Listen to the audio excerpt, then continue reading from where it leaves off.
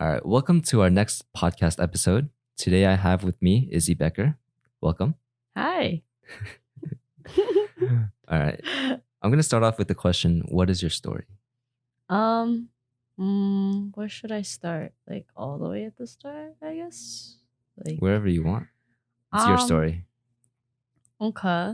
So I started like, we'll start all the way back at the beginning. Okay. So I'm adopted Chinese American. I was adopted from China as like a very small child at like 8 months, and then I was raised in Pennsylvania, in Pittsburgh. And then I moved to SoCal for school at USC. That's where Alan and I met. And then, now I work in Los Angeles. That's the short summary. Yeah. Okay. Yeah. Do you have a long version that you'd like to tell? A longer version? It's up to you. I feel like that summarizes it really well, though. I don't feel like there's a... Life can be condensed really easily. Yeah. Life can be condensed so easily where it's like, well, yeah. Yeah. Yeah, it's like, can you summarize your life in one sentence? Ooh, that's a good question. Yeah. Can you? I cannot. I'd also have to take a lot of time to think about it. I'd have to think about that. I think 23 years does not get summarized easily into one sentence.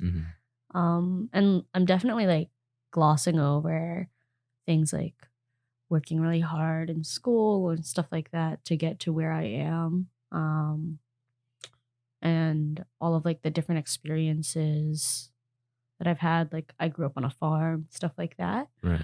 And I'm definitely glossing over it, I guess. But I don't think it, like, I would have to think for a long time to summarize it in one sentence. Right. Yeah. One sentence, I don't know if it would do your entire life justice, right? Maybe not. Sometimes there's power in like less. In simplicity. Yeah. Yeah. You're right. Yeah. So you mentioned that you grew up in a farm in Pennsylvania. Can you tell me a little bit of how your experience was like, and how you compare it to living in such a big city such as Los Angeles? Sure. So I think growing up on a farm, it's very interesting because I wouldn't say I didn't grow up on like a cow farm. I grew up on like a horse farm. So it was a lot of riding ponies as kids, which is like every kid's dream, right? Yeah. But it's a lot of work. I feel like a lot of kids don't think about that, about how much work it is actually. Even when it's cold, like you still have to go down to the barn, feed the animals, brush them, and like you still have to ride, kind of thing. Yeah. Yeah, it's a lot of work. And I would say not everyone is cut out for it, I guess. There's a lot of people that would come and go of like, hey, my kids want to ride ponies. Like, can they take lessons or whatever? And then they would take lessons for like maybe a year or so, and then they're done, right? Like, but I think growing up on a farm has given me a very unique perspective, just because honestly, a lot of people don't do that. Right. I mean, there's a lot of people that do, but a lot of people that don't. And I also grew up like in the suburbs. And so having a farm in the suburbs is kind of strange, but it's mostly like the house is just old kind of thing. So yeah, but it was always really fun. We grew up like sledding and everything on the hills, stuff like that. Yeah. A lot of like outdoor activities. A lot of outdoor stuff. And I would also say like my mom is kind of a horse girl. My mom was a horse girl, so she got us into horseback riding really, really fast. But yeah, it was a very like privileged life growing up. I honestly think it's a lot of work, but the payout. Being raised around horses, there's like this whole horse community. So, would you say that you built character in all the hard work that you had to put in? I would say so. There's something very interesting about horses is that like they will test you. So you know how a dog is very loyal and Yeah. just like unwavering companionship? Yeah. Horses will test you because when you're riding a horse, it's very much about the relationship you have with the horse. And you have to build like that trust. Hey, you can go over like this bridge or like go forward. Like you have to trust my direction because I'm leading you, kind of thing. But also you have to trust that the horse will like be able to do the things you're asking it. Right. And like not push it or like understand, hey, like if a horse is scared or spooked, because they're very emotional animals. And I think building that trust, but they'll also test you, especially if you're like a new rider. They'll test you because it's like asking who's behind the driver's seat. Right. Like who's in charge? Yeah, who's in charge? Right. So I had a very ornery pony. His name was Junior, and he tested me all the time. And he was super little, super like not quite a miniature pony. Yeah. But like verging on it. And such a brat. But I think that builds a lot of character. It's like, oh, you fell off the horse, now get back on. Right. And then you kind of have to be like, hey, I'm the boss here. Like I'm leading. Yeah. I'm leading you.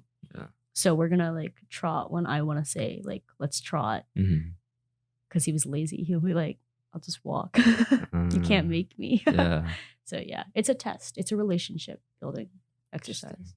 Yeah. I'm wondering, has that transferred over, or have you learned a lesson from that you've been able to apply to your relationships with other people? I think so. I think it teaches a lot of leadership skills because you have to be able to like call the shots and have an animal follow your lead essentially. But I also think it's a relationship of give and take, which teaches you a lot about how to interact in the daily life, I guess. Yeah. And especially like coming to a city like Los Angeles, there's so much give and take. There's so much. You have to know when to just be like, I'm just gonna let you yell at me. Like it's not worth yelling back versus like, hey, I'm gonna take charge right now because this is like my time. And I feel like especially we're both in our young part of our careers. Taking those initiatives, having the ability or like the foresight to see where initiative is a really valuable skill, or like where leadership could be taken. Right. Yeah. The moments where you need to take charge. Yeah. And feeling like confident in that. And I'm not saying that I am so confident. No, I have imposter syndrome like the rest of us. Yeah. But I think it definitely has helped me a lot more about being outspoken about what I believe to be like right, or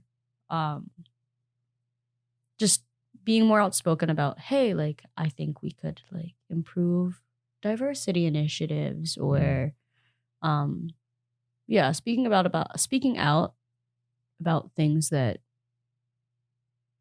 maybe don't feel quite right, or even like with friends being like, hey, we could be more inclusive, stuff like that. Yeah. I want to touch back upon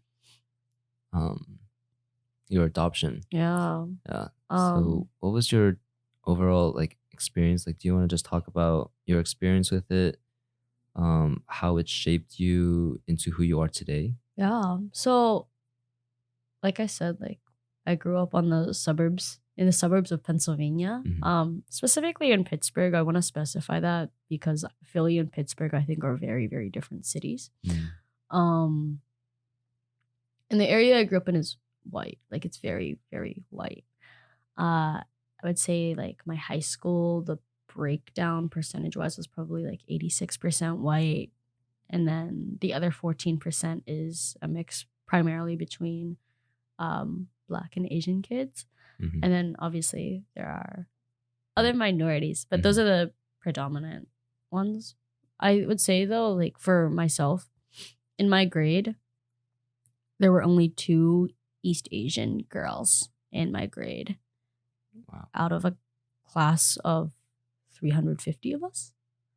So I think growing up as like a minority at a high school, or just in general, like growing up as a minority, it really affects how you think and see the world. And also growing up as a minority in your own home. Because I have white parents. I want to specify this because I think adoption can really range a lot, but I do follow the stereotypical interracial adoption of like Chinese daughters, white parents. And it really shapes how you think about yourself, how you think about the world, and like there's a certain disconnect that you have between yourself and like the culture that you're associated with because of how you look. So in 3rd grade, for example, like you do it like they're like, oh my gosh, let's do a presentation on our heritage. I was like, well, I'm not really connected to like my Chinese heritage. Right. But I'm also not connected to like my mom's British heritage. Yeah. So, but a lot of the point of the presentation, and this comes up again in middle school and in high school again, like these like heritage style projects, or like ask your parents for like even a health class, right? Yeah. Oh, ask your parents if you have any like health risks, blah blah blah, like oh, are you at risk for diabetes, whatever. I have no idea. Right. Knowing what my parents are at risk for does not help me at all. Or like, oh, like what my grandmother has, stuff like that. It doesn't affect me. And so I think those kinds of projects point a lot at identity building for the majority of children. But if for an adoptee, it's like, who am I? Yeah. What am I doing? But yeah, being associated with a culture that you're not actually connected with at all, really, is very difficult. I think as I've gotten older, I've become a lot more connected with my culture, but there's a lot of things I cannot relate to, that other Asian Americans like just have, right? You know, where they're like, oh my gosh, yes, like I've never had to translate like tax documents or anything for my parents because they're white English speaking Americans. So it's just not something I've ever had to really think about. Yeah, I think it most often comes up with like food, honestly, because it's very much like, well, like if we go to like a dim sum restaurant, I'm not going to order. Like someone, like if someone else speaks, they can order. They can order. So yeah, I think that's where you feel like the cultural difference a lot, especially because Chinese culture, I think Asian cultures as a whole, put a lot of emphasis on food. Because it's a sharing thing. Yeah. Right. It's a communal. It's a communal, like let's order family style kind of deal. Yeah. As opposed to like it's like a bonding experience. Yeah. Yeah. Yeah. And so growing up in Pittsburgh is very difficult, I think, if you are not like if you're like it can be very difficult as an adoptee to find that connection with your culture. Also, the Asian food is so shit there. I said I wouldn't swear, but here I am. But yeah, it's really bad. Yeah. So no offense. So would you say that the biggest impacts were the biggest things that influenced you were your identity and your culture? Oh, definitely. There's a like very clear disconnect. I think like one of the things, my sister is also adopted. We're not related, but she's also adopted from China. And she was like, there's like this analogy. I don't particularly love it. The banana analogy, where it's like, oh, yellow on the outside, white on the inside. I'm not saying I agree with this, but this is a thing that was like brought up a lot as a kid. And a lot of people will refer to like really whitewashed Asians as bananas. Interesting. That's actually the first I've heard of it. Yeah. But it's a very interesting analogy. Yeah. Yeah. Oh, yellow on the outside, white on the inside. White on the inside. Which I guess like growing up, it was kind of brought up as like in a joking way. But the older I got, the more I was like, yeah, it's not my favorite analogy exactly. And yeah, there's a certain discussion about like whitewashing. Yeah. And some, actually, I would say this is like, like the Spider-Man canon event. Like it happens in every Asian American adoptee's life. But like, I think everyone has a point where we're like, I wish I was just white. Which is like a bold statement. Yeah. But like then I would match my parents. Then I would match usually the community that you're raised around, because if your parents are white. Like then I would fit in with the kids more at school. Then I would like be in touch with like my culture, like whatever it is. Like I would have a more stable sense of identity. Right. And then some people grow out of this, some people do not. And some people eventually like come into terms with their like Asianness, embrace their Asianness. Some people just don't. But yeah, you can tell.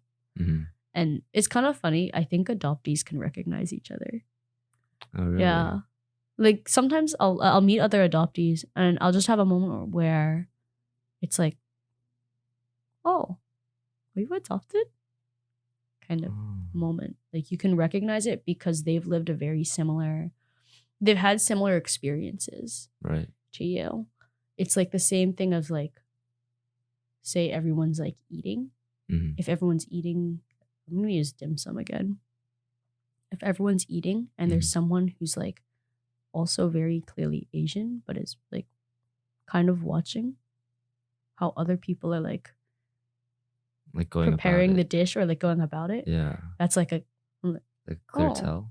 It's like a bit of a like like it makes you think about are you adopted? Yeah. Or at the very least, like I think it's fair if it's like a fully different cultural background to be like, oh, how are you preparing this? Yeah, like I'm not used to it. Yeah, exactly. Like I don't expect that. But if it's like, oh, I know that you're Chinese, but we're both pausing at dim sum. It's like, Interesting. It makes me like think. Yeah. A little bit. Yeah. Yeah. It's like those shared experiences, like it's something that you're able to identify because you've experienced it.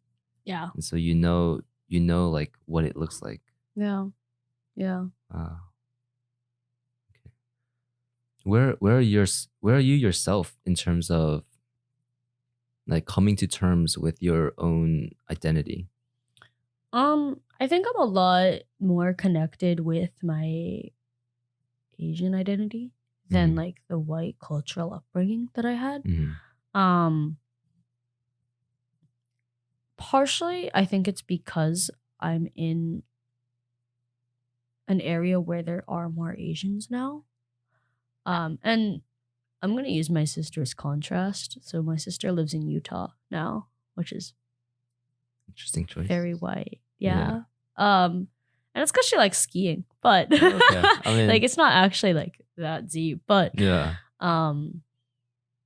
she feels it. Like you feel it way more as a minority, I think, than in a city like Los Angeles. Like there's K-Town right there, and there's a lot of Asians in SoCal. Yeah. And so it's a lot easier to feel like you're fitting in, or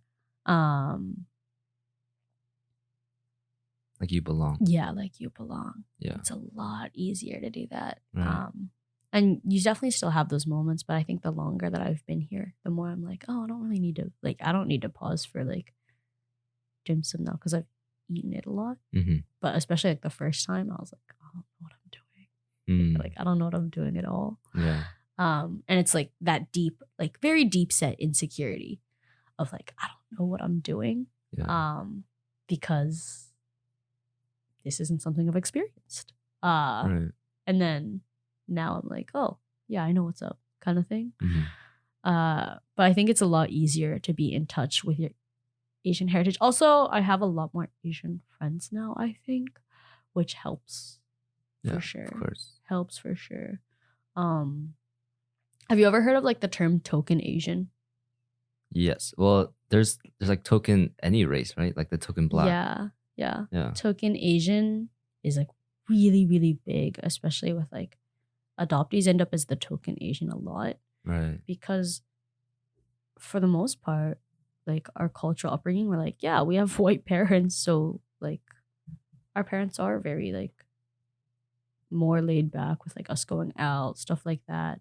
So our experiences are very similar, where we're comfortable in those white spaces. But then like you do still feel it like as a minority. You're like, wait, like I would say like one of the best examples of this is going out and or like if you say like someone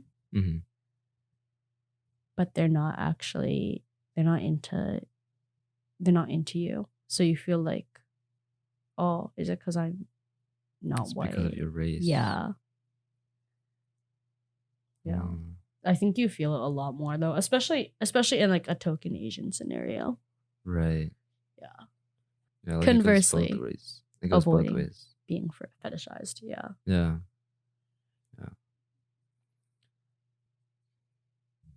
So you've become more accepting of your Chinese culture and identity as an Asian. Like are you doing anything specific in order to become more knowledgeable of your culture? I think if you read like more Asian American literature as a whole, and I'm just gonna throw out like some suggestions. These are very like, honestly, I think pretty well-known suggestions, but books like Crying in H Mart, which she's Korean, but I think Asian American adoptees typically have an easier time connecting to like this like pan-Asian identity of just like, oh, like the overall overarching identity as like Asian, because we experience the same, we have the same experiences based on our exterior. It's just, oh, you're Asian in America, but we don't necessarily have the exact same cultural experiences. So it's a lot easier for us to relate on like a pan-Asian identity level. But I think in general, reading Asian American literature, so yeah, Crying in H Mart, and their author is escaping me right now. I'm blanking on her name. Crying in H Mart. I really love Ocean Vuong as well. Night Sky with Exit Wounds is so good. And then I'm like working on Earth We're Briefly Gorgeous. Is that the right title? That sounds right. Okay. I could be making a fool of myself right now. Even though I'm reading it, which is crazy right now, but or not crazy, but like it's wild that my memory is so bad. So basically just reading Asian American literature, involving yourself in the community. I had like a wonderful experience, I think, at USC and being able to get more involved in the Asian American community. Yeah. So I worked at like the Asian Pacific American Student Services, APAS. And I think like getting involved in community is so important. Do you consider yourself American? Yes. Okay. I would say definitely American. I was born in China, so I did have to be naturalized and everything. But I wouldn't say like, oh, I'm like Chinese in the sense of nationality. Ethnicity wise, I am Chinese. Okay. Nationality wise, I think like because I've been raised in America my whole life as well, Right. I think the mindset that I have is very American. Right. And that's like, I think like that's just a byproduct of being raised in the United States, right? Yeah. Like overall, if I like say something, I'll probably be like, oh, I'm Chinese American, which I am. But I think a lot of Chinese Americans say that as like Chinese, the ethnicity, American nationality overall. Right. But yeah. What about you? This is actually something that I've been kind of questioning recently with my trip back to Korea. But like I've also been asking my friends about this. Like, do you consider yourself Korean American? Like, do you consider yourself more Korean or more American? And because most of us grew up in America, like you said, we grew up with the American culture. We've lived in America our whole lives. We feel, and personally, I also feel American more so than Korean. Yeah. But I think also because we are Korean, because at least for myself, speaking for myself, because I am Korean and I grew up within like Korean communities. Sure. In America, I have the sense of belonging to the Korean American culture. Sure. Rather than specifically Korean or specifically American culture. Yeah. You know, it's like this middle ground. Yeah. Yeah. Oh yeah, no, definitely. I think like yeah. Yeah. Yeah, definitely. Have you ever thought about, or have you wanted to, or have you sought out your birth parents? I've thought about it. And obviously like as a kid, it's like yes. Right. Immediately, yes. Like I would love to know who my birth parents are. But I would say as an adult, you understand that there are more complications in life. You know, like as a kid, you're just like, you want to know, yeah, you want to know. But as an adult, you understand like, oh, this pregnancy could have been unplanned. This pregnancy could have occurred like in an awful situation. Yeah. That would bring up a lot of trauma. Right. For a parent. And I think like I also especially like, oh, this situation could bring up like just a lot of trauma in general for any family. Another thing I would say is like I'm born before the one child policy is lifted in China. So there's also like the government policy at play. Right. Where it's very possible I have siblings.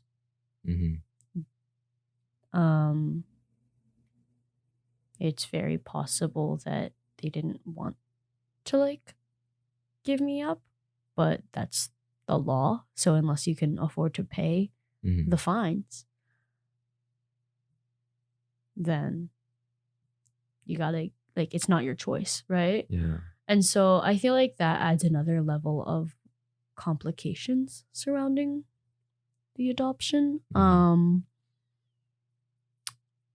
I've thought about it a lot, like, oh, if you could have one question to ask your parents, like my birth parents, I think I would ask about health risks. Which, like, the obvious answer is like, why'd you give me up? But There's so many reasons. Right. There's so many reasons. But I think I would prefer to focus on future things. Yeah. So what am I like? That question that we had in high school, well, we talked about looping back to that. What are the health risks that your parents have or anything like that? I would love to know if I'm gonna if I'm at risk for diabetes or strokes or any of that. I think that's very valuable information. Yeah. And also I don't know if I want kids, but that's valuable information to pass down too for future. And for my own health. But yeah, thinking more forward focusing, because I wouldn't want them to feel badly about it. I've thought about finding them.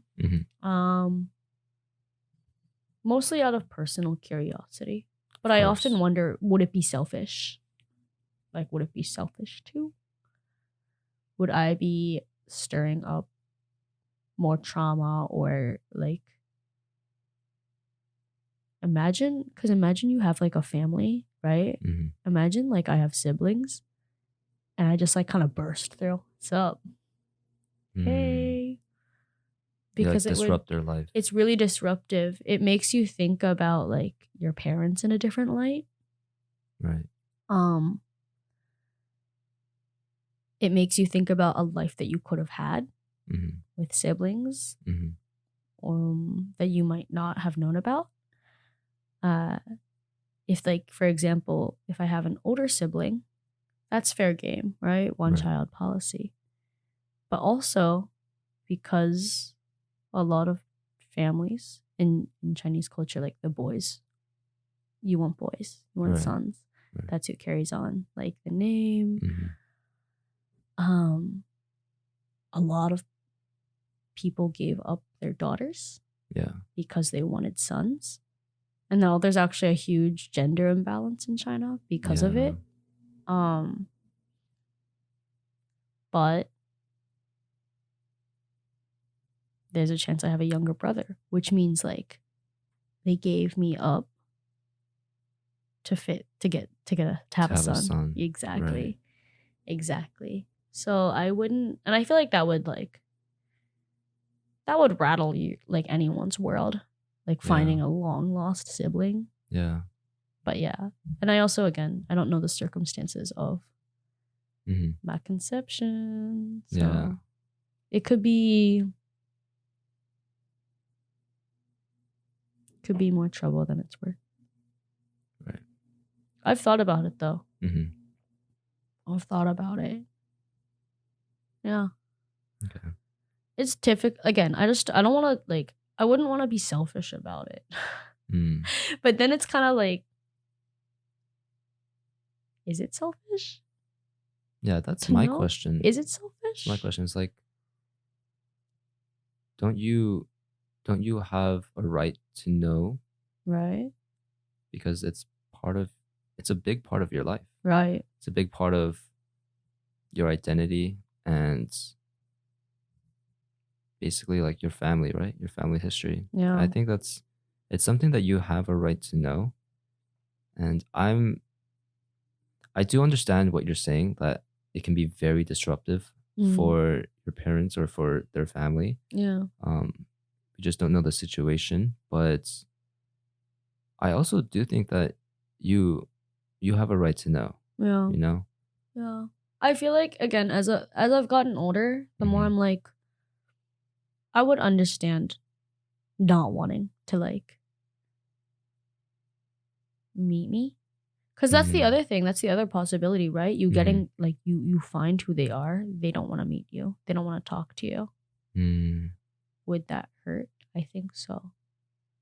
But then I think you can't live life being afraid to get hurt. Yeah. You have to be willing to try things. But yeah. It's really a question of the older I get, the more I'm it's not as important to you. It's not as important, and it's not as black and white as it was when I was a kid of yep, I want to meet them. But yeah, it's not as important to me. I also sometimes have thought about how it would affect my family. as well. Mm. I think now that I'm like an adult, it's not as much of a big deal. But I know, like, as a kid, whenever like if I was mad, I would be like, I should have been raised by my birth parents, which is a messed up thing to say Yeah. to your family. But it's like very hurtful of like, oh, the person who raised and cared for you all those years, or like, and still cares about you, or this person who might have not, we don't know the circumstances, just like coming in to take the, Right. I don't know. I think it's disruptive in that way too. Yeah. Yeah. Has your experience growing up shaped your values on family and like familial love?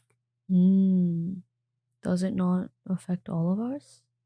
Mm-hmm. I don't think this is like anything necessarily to do with like adoption, but I think how anyone is raised is really shapes how you see family.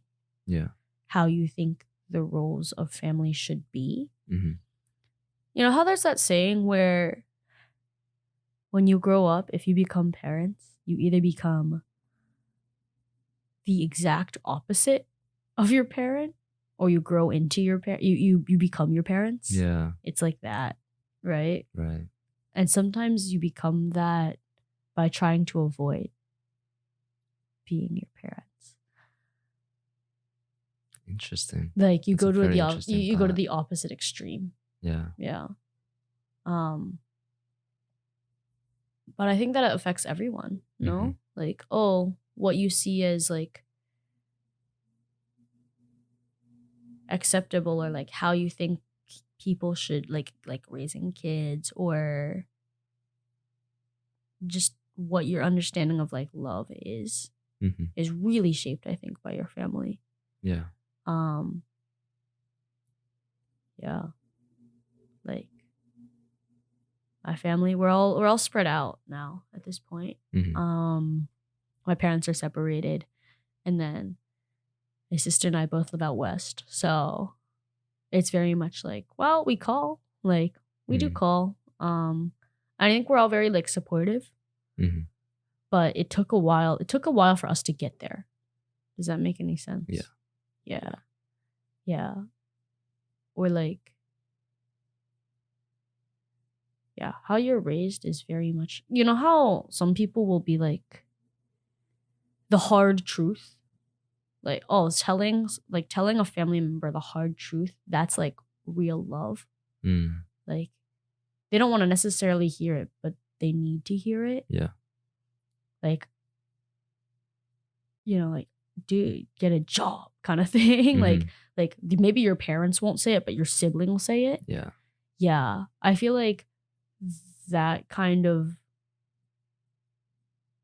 raising, or that kind of attitude is like really shaped by your parents too. Right. Because like it means somewhere along the way, one of your parents was also like, here's how it is, man. I'm going to lay it out for you. And it doesn't necessarily mean like it was in a bad way. But for example, like, growing up like, oh, here's how it is. Like, we just can't afford that kind of thing. Yeah. And that hurts when you're a kid. You're just like, what? What do you mean? Yeah. Kind of thing. Because you don't understand how it works. Money. You don't understand how money works. Yeah, you don't understand it. So it's just like, no, we can't. But yeah, I think it really affects how you interact with others later. And then also it affects like your attachment styles, I think. Right. Of like, oh, are you avoidant because you've learned as a kid that if you like attach yourself, like you'll be disappointed. Kind of stuff like that. Yeah. So I feel like it really affects what you think a good model of like love is. Sometimes that's really affectionate, and sometimes it's not affectionate at all. Right. Too. Yeah. Right. Previously, you mentioned that you don't you don't know about your plans for having children. Oh yeah. Is that a personal, like, can I ask the reasoning behind that? It's a little personal question, but Oh, I feel like this is a conversation a lot of people our age have. Oh, do you our want kids? generation. Yeah, because we're getting to the age where when someone says I'm pregnant, you're not like, oh, like we can abort it. You know what I mean? It's like, oh, I forgot. Like, you're at a normal age to have children. Like, congratulations. Yeah. I always forget that that's like the age that we're approaching where people are considering like family planning. I have friends getting married, stuff like that. Yeah. Which is wild to me. But I think those are important conversations to have. And I think it's a good thing to just think about. I don't know if I would want kids though, because I don't know if I would be a good mom. I have like a very difficult time picturing myself like picking up my child from like soccer practice. I don't think I'd be very I think I'd be very similar to my mom, honestly. Kind of absent. We're like, yeah, I'm like, I can barely take care of myself. Come on now. Come on. But that's for me right now. But again, in the future, it's like, do I picture myself having the time or like wanting to give that time up, right? From my own time. Like that's essentially like what being a parent is, right? You give up sacrifice. Yeah. You give up your time to let the next generation have time. Yeah. Something that I want to ask you though is like, because most people don't have children. Yeah. Primarily thinking that, oh, I'm gonna be a good parent. Right? Wait, most people don't have children thinking that they're gonna be a good parent? Yeah. So what I'm trying to say is that I don't think people have the thought like, oh, I'm gonna be a good parent when they have children. Oh, something they don't think about it. Yeah, because I was thinking like most people as parents learn through the experience. Right? I guess. Okay. I mean, do you think differently? You learn through the experience. But also like I think people should consider why they want kids. Yeah. Like, yeah, I think people should consider why they want kids. I also think that like more people need to like cognizantly think about what they're saying when they want kids. Like what it really means. What does it mean to have a kid? Yeah, what does it mean to have a kid? I at one point I'd gone out on a couple dates with this guy, and he said something where we were talking about kids because we were just curious, right? It's a conversation that, again, I think just comes up with like dating, right? Yeah, like every couple should have this conversation, even though we weren't serious at all, right? But it just came up because you're trying to find out whether you have like similar life goals. Yeah, and he wanted kids. But at one point, he was like, no, my role is to like protect and like provide for my kids. The mom's role is like to nurture. And I was like, but she could also like provide and protect her kids too. Yeah. And he was like, nah, or I was kind of like saying, well, moms can also fulfill those roles. Why would you? He was saying things where he didn't. It seemed like he didn't really want to like stay home and help raise the kids. Like wanted kids, but didn't want to raise kids. And I was kind of like, well, like moms can also have their own hopes, dreams, desires, like beyond being a stay-at-home mom. Yeah. Kind of thing. And like they can also kind of provide and protect. And he was like, oh, I just think that like a woman could nurture more than The father can. more than a father can. Yeah. And to me, I was like, one kind of misogynistic dude. I was like, I did not talk to him after that. But anyway, I also had this moment where I was like, that makes me really sad for you. Because for you as like a father to think that you cannot nurture your children, you should not be a dad. In my mind, I was like, if you literally think you are not capable of nurturing a child, you should not have kids. Yeah. Like, I understand, like you want to provide and protect or whatever. You need to be like willing to raise kids too, kind of thing. I was like, this is someone who thinks that they would be a good dad, thinks that they would like, wants to have kids, blah, blah, blah, blah, blah. Should not have kids. That's my personal take on it. Right. But it made me very sad that he felt like he couldn't nurture someone. I was like, I feel like everyone can learn to be nurturing. Yeah. Right? It's the same way that like moms can do more than nurture. Like there's a whole thing about like a mother's fierce protection for her kids. Yeah. Like the mama bear and her cubs, like it's never the dad that's going to be like the big defender. It's the mom. Yeah. The mom, like the mother grizzly is scary kind of thing, right? So it's kind of like that where I was like, you can nurture. You can learn how to like you should be able to learn to nurture just as a human being. Yeah. Made me sad. Did not talk to him again. Yeah. It's very interesting. Like I don't know, I mean that thinking is kind of it sounds very black and white. Yeah. It sounds very defined and strict. Yeah. Like each person set to their own roles. Yeah. Not able to like cross and like be flexible. Yeah. It was a very like traditional understanding. Right. Of parenting in like a nuclear family sense. Yeah. But I literally feel like it discounted a lot of dads that like do provide like work and their mom, like their wife is a stay-at-home mom.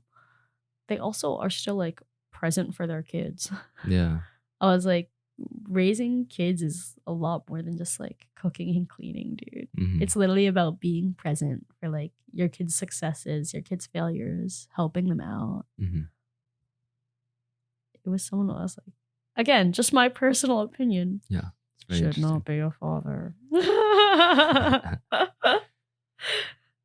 Okay. So something I want to talk about next is kind of similar in how it's the convergence of family and child raising with career. Oh. So we know that generally like by the age of 30 and above, women's fertility starts to decline, right? So there's a timeline on women having children. And so that very strictly coincides with the timeline of like the peak of your career, or like the part of your career in which you've invested a lot of time and a lot of energy into in order to build up and to take the next step. Yeah. Roll credits. And so I feel like at this point, this intersection, there comes a question of whether or not like a woman wants kids, or whether or not they want a career, or whether or not they want both, and the question of how they want to balance it. I'm just wondering, like, what's your take on this? Like, let's say you were to have kids. Let's say you just decided that you want kids. How would you go about handling this decision? I think it's really interesting because technology has come such a long way where like women can freeze their eggs, stuff like that. Yeah, you're right. And so it's amazing technology where it is more of a question of like the timeline is less strict now, right? The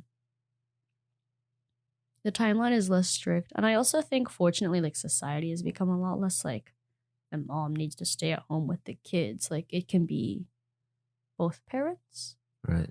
Less traditional. Less traditional. I also think, like, say you and your partner both have like a hybrid work schedule. Perfect. Yeah, it's perfect. yeah, You that works know, out very well. or like just being able to work from home. Yeah. Right. I have a couple coworkers that are also parents, and they just work from home. Like we all work from home, so it's very convenient for them. You know, and they have like young kids, but as like they don't have to give up. You don't have to give up your career, I think, to have children. And I know I was saying like, oh, the timeline is less strict now that like women can freeze their eggs, stuff like that. But I will say, at least when I was adopted, my parents were 45. So I will say, like, growing up with older parents means that there's less things that they can physically handle. Does that make any sense? Or like, your parents are less, I don't want to be like they're less down, but like, yeah, they're not as able to do certain things that other people's parents could. And even now, like, I feel it for sure. Again, not their fault or anything.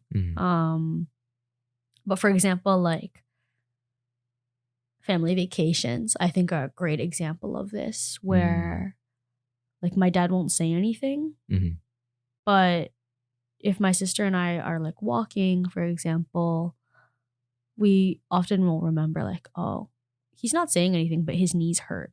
Like we should just find a bench and just take a breather. Yeah. We'll tell him we need to take a breather. We don't actually need to take a breather. It's for him. But it's because he won't say my knees hurt, right? He won't say, oh, I need to take a break. But because he's older, right? Yeah. Or like he's less like, and when we were kids, it's just like, oh, like mom can't go on the roller coaster, like mom can't handle it, kind of thing. But a parent who's a lot younger is like, yeah, let's do it. Let's do it. Exactly. So I feel like that's more of a, like if I was family planning, right? I think the timing still falls around, honestly, around the same time. Yeah. Maybe a little later, but I would still want to be like very active, I guess. With my kid. Like, yeah, when you're an older parent, again, it doesn't mean it can stop you from being a bad parent. Like it makes you a bad parent at all. It doesn't mean that at all. But it definitely means like, oh, your kid wants to like practice for soccer. And when they're really little, it's not a big deal. But when they're like 12 and they want to practice, but then by that time you're like 55, 60, it's like, I don't want to run, dude. Yeah. or just like, I can't keep up with you, you know? You're young. I just can't keep up. So I would want to be able to like do that. But I think there's so many ways to be way more flexible about it than in the past, like raising kids and balancing a career. Work from home, or like just a hybrid situation. Right. Again, you like the partners can take turns. The guy who founded Reddit is a stay-at-home dad. He's married to Serena Williams, the tennis player. Really? Yeah, and he's a stay-at-home dad. Wow. I feel like Serena Williams is an amazing like example because her career is an athlete as well. Yeah. So physically demanding. It's physically demanding. Right. Don't take that like, oh, it's not a work from home like situation. But I feel like they're a really wonderful like, look what you can do with today's technology or today's careers. I think it's way less strict now. Right.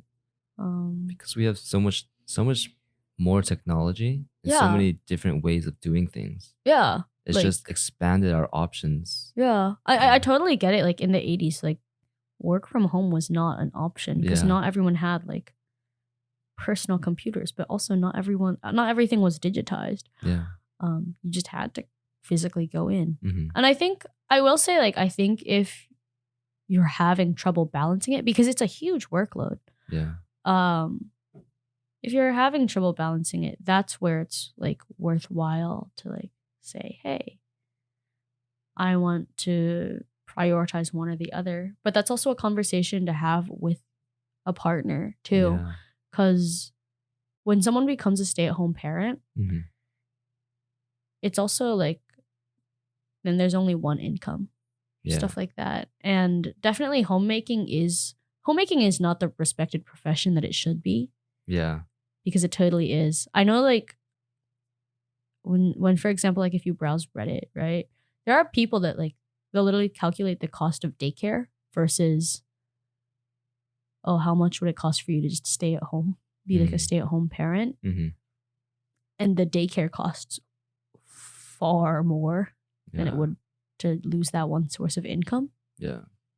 So that's where it's like it's more cost effective. But I think it's a conversation that you have to have with your partner. Yeah.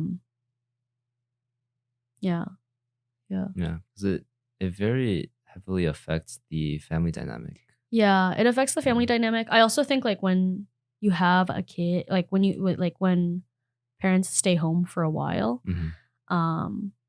and then they try to get into the workforce later, they're like, hey, Alan's 12, like he can handle himself. Yeah. I can go back to work. I don't have to like worry as much about him.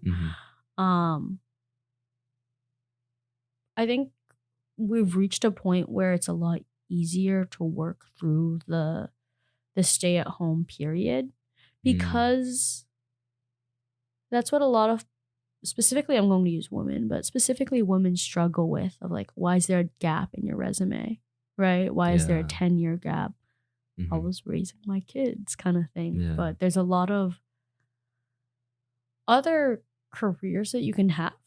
Yeah. I will say though, it's part of why like MLMs and stuff totally took off in this decade because I think it is women wanting to have careers while and like wanting to still provide for their family or like just have aspirations. Right. Like it's women that have aspirations and it totally preys on it. But yeah. But I think that's why the MLMs have really popped up in the last decade. Okay. No. I don't know. What's your take on it? What's my take on it? Yeah. Well, that's the thing. Like I haven't exactly thought about it because it's not a decision that as a guy like I have to make. Right. So this was why I actually brought this question to you. Because I wanted to know your perspective on it. Yeah. Because I interviewed a previous guest and she said that her name's Nadia. She said that she wants to adopt kids. Oh. Yeah. Which is actually very interesting. That's so funny. Yeah, it's very interesting. And so next episode it's both of us. we could get a dual episode going. Actually, be hella fun. That'd be hella fun. Yeah. Yeah. So I'm just very curious because I do want kids of my own. And so I think it's very important, like knowing that there's so many varied answers in terms of like wanting children, how you want to raise children, like choosing children versus or supporting a family, raising a family versus focusing on your career. Like there's so many different factors that go into the decision. Sure. And it's just interesting for me to hear all of these different inputs. Yeah. Because there's so many things that I don't even think about, like from your perspective, right? Yeah. So yeah. I don't know. I mean, I think also like paternity leave is a thing, which is a great thing that has like been started, I think, in the last decade or so, or has become more popular. Where especially for like the first couple months, I'm like, that's awesome that like both parents can just like take that time off to just focus on kid, you know, and also like it totally affects your performance and work, stuff like that. It totally affects it. You're not getting as much sleep. You're taking care of another life form. Another life, yeah. That literally can't control their like feelings, stuff like that. Yeah. And they're completely dependent upon you. Yeah. Like 100%. Yeah. Yeah. Yeah. So it is a lot. Yeah. Yeah. I think it's a very important decision, but it's a dual one. Yeah. It's a dual one. Yeah. Yeah. And like the more you know, the more informed of a decision you can make. Like I didn't even think about like freezing your eggs, right? Right. Like I knew about it, but it's not something I like actively think about when it comes to this decision. Yeah. You know? Yeah. So I just think it's interesting. Yeah. It's like a thing that again, it's an option. Where you can delay that part of life for longer to like get where you want in your career. Yeah. Which I think is good. Yeah. Technology is amazing. Amazing what you can do with it. Yeah. Yeah, you just gotta take advantage of it. Yeah. Yeah. Yeah. Yeah. Okay. Closing questions. Closing questions. Just like 2 or 3 more. Okay. What are you currently learning?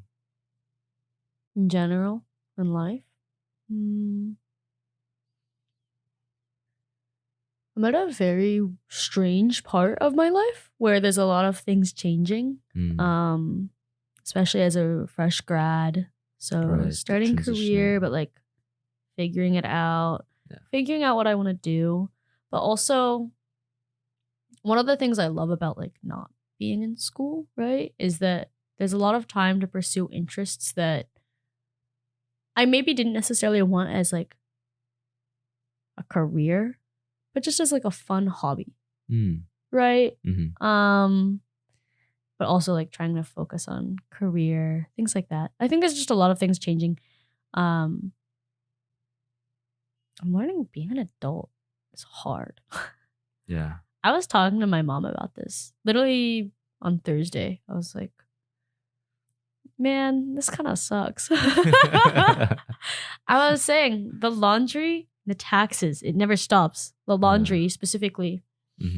Laundry, doing the dishes, like taking care of yourself just in general. Yeah. It's hard. It's like, oh, I want to work out more. I want to like do whatever, right? Balancing, learning how to balance life and what it what it throws at you. Yeah, they were not, you know how there's the zodiac years? Yes. So you're a dragon, right? I'm a rabbit. So this is my zodiac year. In Chinese culture, your zodiac year is supposed to be hard. It's supposed to be like a period of difficulty, like to challenge you. It's supposed to make you like, obviously you're supposed to grow from it. They were not kidding. It's a challenging year. It's a challenging year.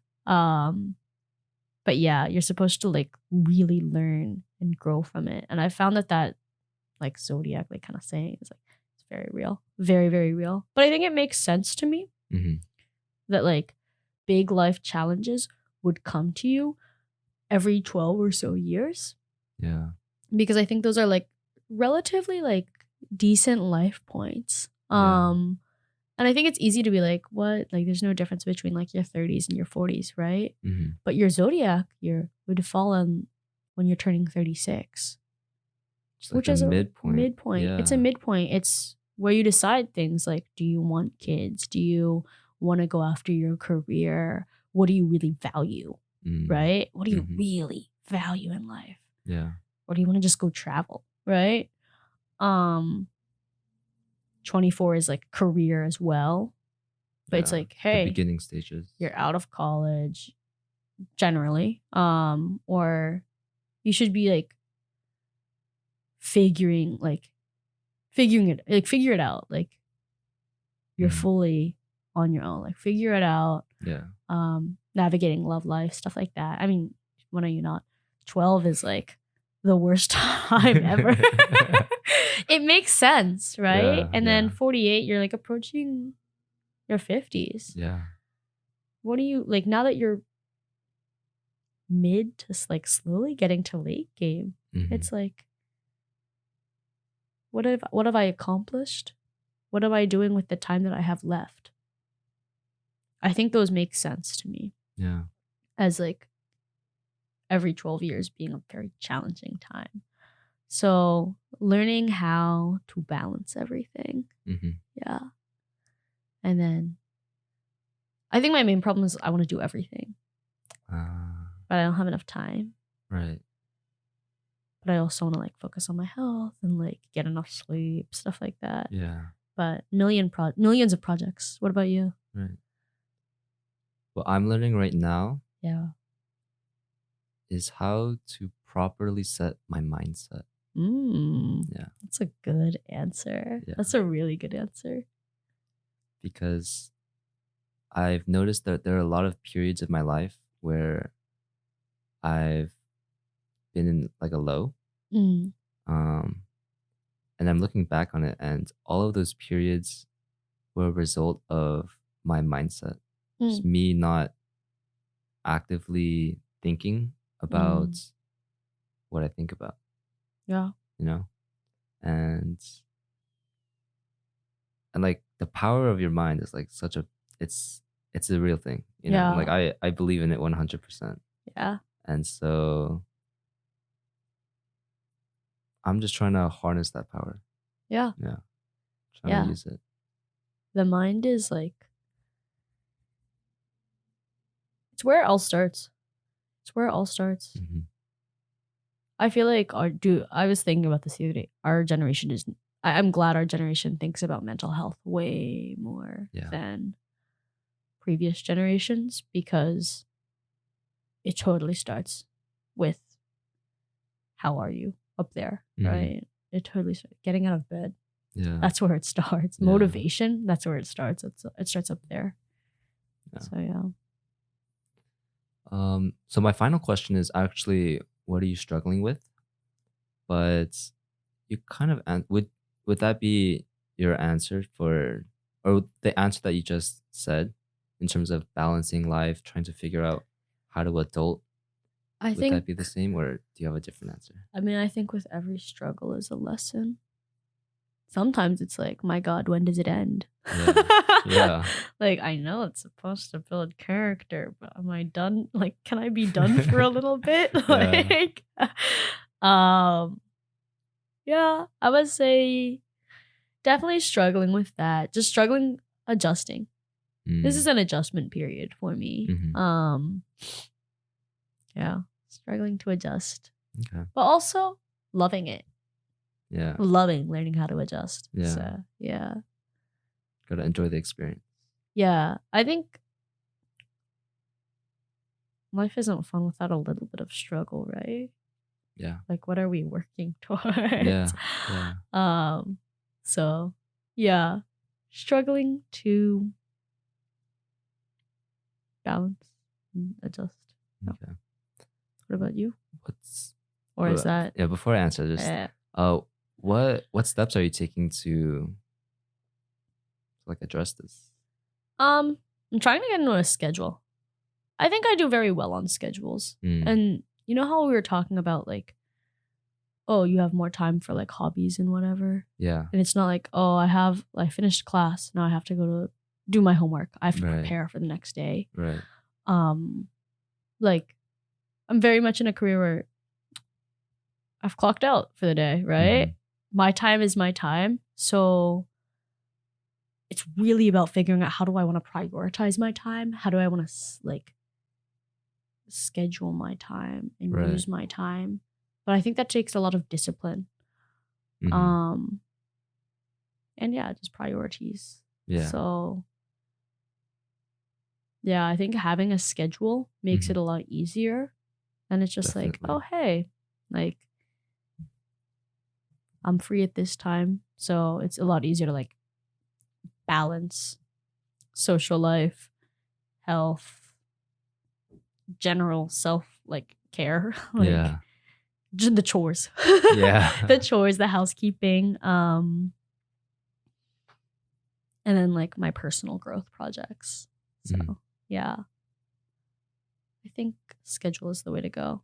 I'm trying to get into that routine of like waking up really early and like getting my workout done then. Yeah. I hate waking up. I hate it. I can't. All the more reason to do it. I love my bed. That's fair. It's comfortable. It's warm. Oh yeah. Yeah. But it's the discipline to get up. So yeah. What about yourself? In terms of what I'm struggling with, something that I'm struggling with right now is how to make proper use of my time. Because I think specifically in terms of taking out bad habits.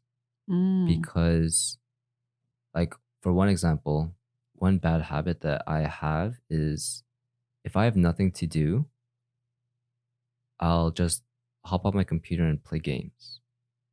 But then when I play games and I play games with my friends, then I tend to just get sucked into the games and then I start sacrificing my sleep to play the games. And so I sleep later and then it gets harder for me the next day to wake up early because I don't have the same amount of sleep. So I think that's something that I'm trying to actively take better control of. Sure. Yeah. I think you can be kinder to yourself though. I think like you could see it as prioritizing your friends, spending time with your friends as well. I think I could. Yeah. I've been like thinking about this a lot because I think, you know how we were both saying like we have American mindsets at the end of the day? Yeah. We're raised so heavily to think that productivity is the end all be all to like having a good day. Yeah. And